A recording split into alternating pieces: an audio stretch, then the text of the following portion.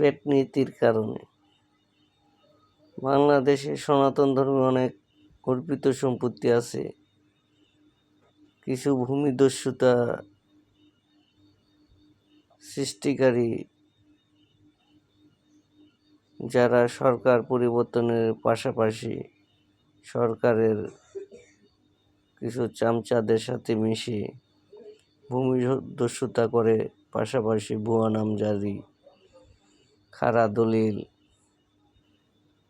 বিভিন্ন পন্থা করে সাধারণ কৃষকদের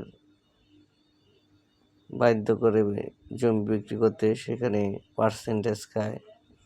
এ বিষয়ে প্রতিটি সাব রেজিস্ট্রি অফিসে তদন্ত করা উচিত। বিগত বছরগুলো যারা এই ধরনের কাজের সাথে সম্পৃক্ত ছিল এবং ভুয়া নামজারি বা জাল দলিল করেছে, তাদের কঠোর শাস্তি